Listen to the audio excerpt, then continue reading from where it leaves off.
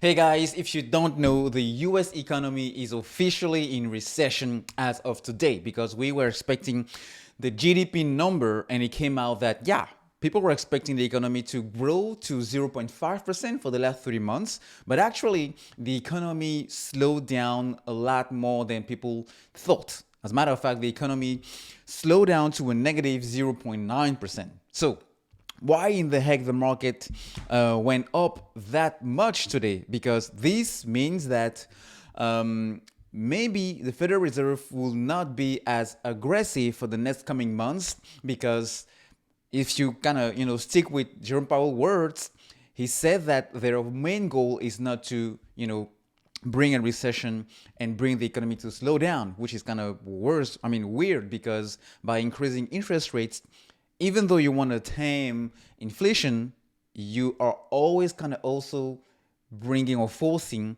people to slow down by spending less, which ultimately leads to the economy slowing down. Now, why the market actually didn't, drop on news around this? Well, because if you look at some of the earnings from the big companies, the big tech, if you look at Apple, um, actually Apple now is running after hours just because they beat expectations. So it wasn't as bad. People were thinking, oh, it's going to be worse, it's going to be bad because of supply chain issues, but actually it wasn't.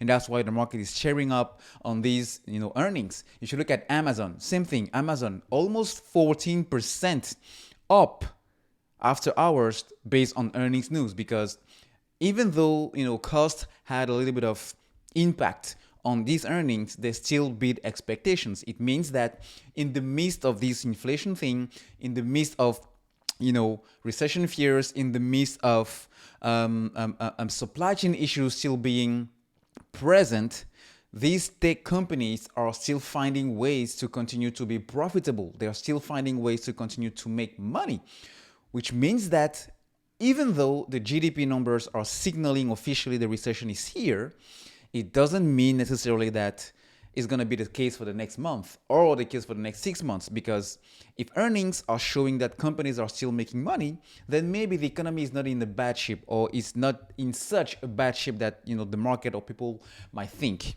So if you look at crypto, for example, crypto has been also doing a lot better, a lot, kind of recovering based on this whole news. And that's why I've been sticking to kind of play these recession fears, especially now that we have Federal Reserve interest rates behind us. I was still, betting that crypto is going to go up, especially, Ethereum and the altcoins. That's why I've been putting my money in Ethereum, putting my money into the crypto miners, but also I've been putting my money into oil and gas, into energy, because I do believe right now in this quarter they're gonna have the best quarter in the whole history of the entire sector. So there is no way these companies will not return money in the form of dividends. So I'm building passive income, but at the same time, I'm also making my capital grow.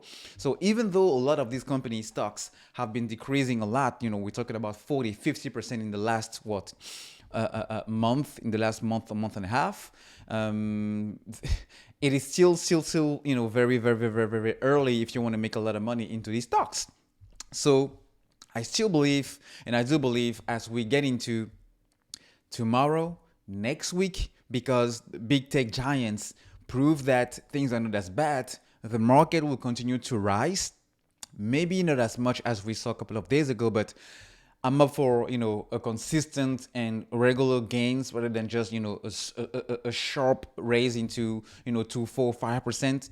So I'm expecting the market to continue to rise, but I will wait for my personal place, in the crypto space, in the energy space, in some of the retail space, for those to reach my price targets. And then when it feels right, then I'm going to take some profits off the table and see how things go, especially as we get into the midterms election. So that's it, folks, for this market wrap.